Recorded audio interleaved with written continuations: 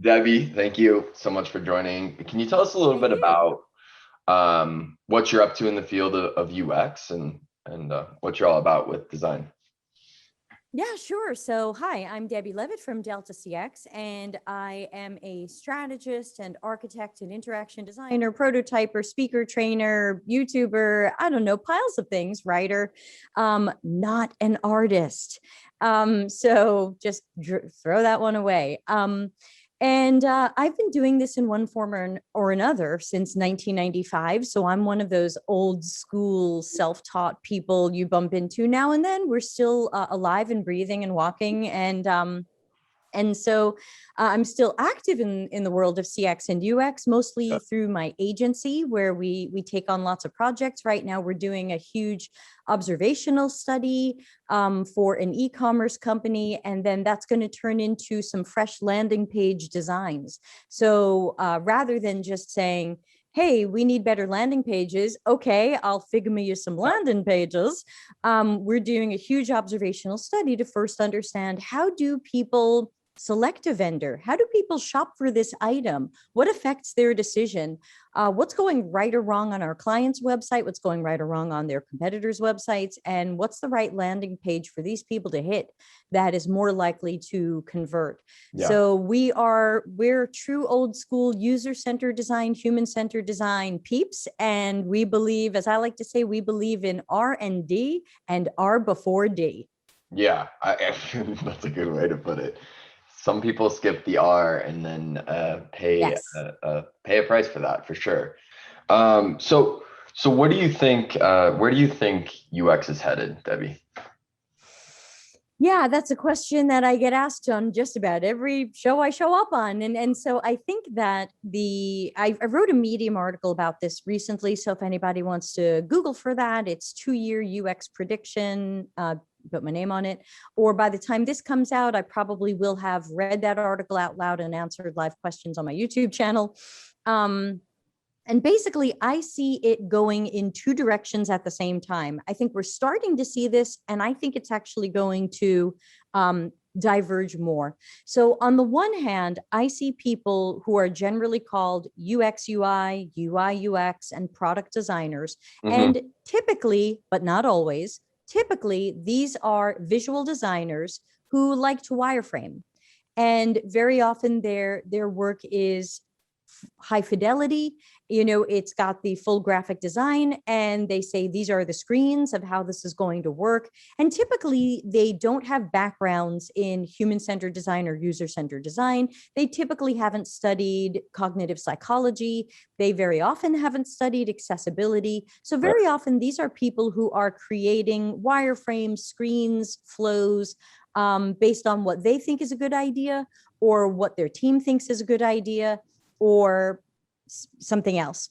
And then I see a different path of people, people who say R before D, people who say, before I try to solve that problem, I should really learn more about it, and Right. about the people, and about the task. What tasks are people trying to accomplish, and where is this going right or wrong? Who are these people? What do they need? What's their workflow and process? What are their tools, knowledge, workarounds, obstacles, Yeah. issues? And I see the people who want to be the problem finders and the problem solvers kind of following a little bit more in like the Don Norman footsteps of things, and trying to do more of a thorough process, not skimping on it. Like, I like to roll out this graphic. Where's my graphic? Like more user-centered design process with really full attention to all the pieces, not just the interaction design, make a nice screen piece. Hmm. And so I think we have kind of two things that are happening at the same time, which also means we have two different types of companies, we have two different types of agencies, we have two different types of workers. And I think that on this side, we're going to end up with more visual designers who like to make wireframes, who are going to tend to kind of semi-accidentally end up the new production designers. I think they're going to end up more order takers, like just make us this thing, Yeah. or make me something you like. And, because we use the MVP model, we'll figure out later if people like it. Hmm. And then there's going to be the people going this way who say, no, this doesn't ship if it's not accessible. No, this doesn't ship if it's not backed by good research and testing, and we've improved on it before the customer has to deal with it.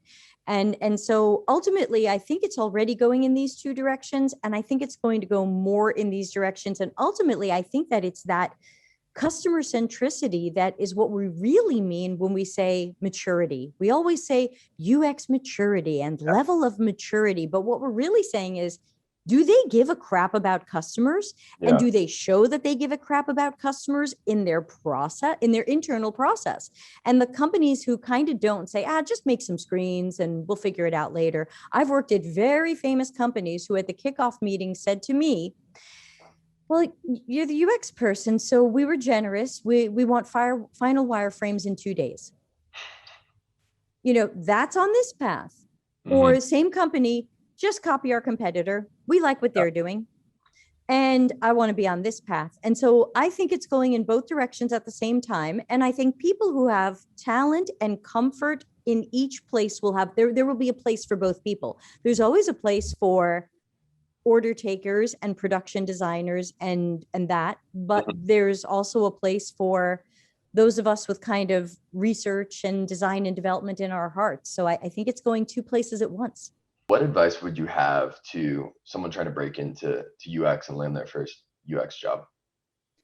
Yeah, unfortunately, it's pretty bleak out there. As y'all know, there's a lot of jobs that are getting, from what I hear, 200 to 1,000 applications. And so I think that the number one piece of advice I have for everybody is get a mentor or a coach. And to me, the only difference between the two is the mentor does it for free and the coach gets paid.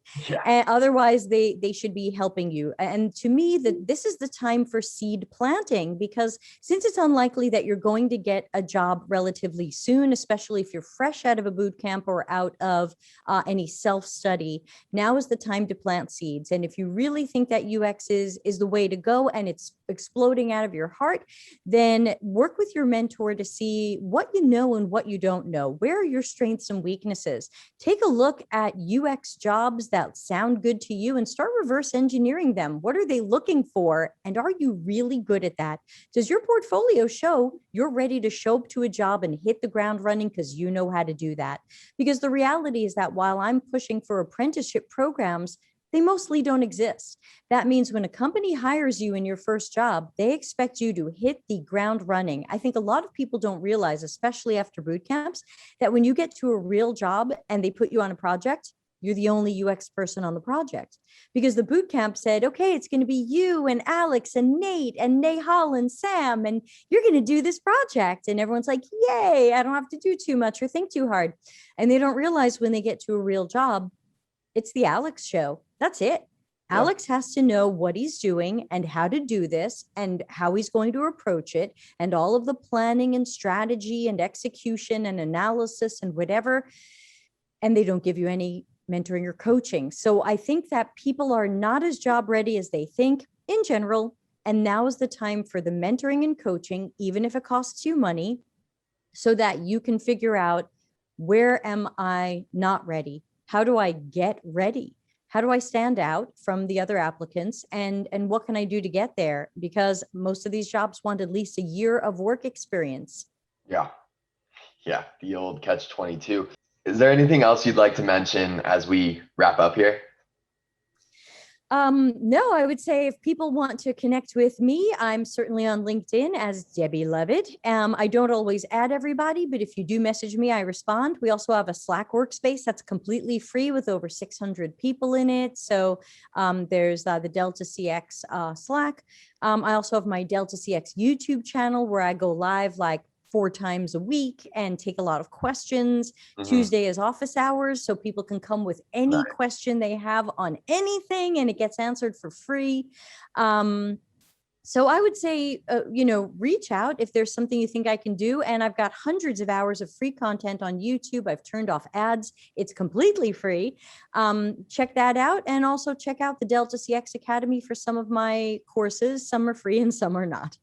Yeah. Okay. Thank you so much. Well, thank you for being on the show.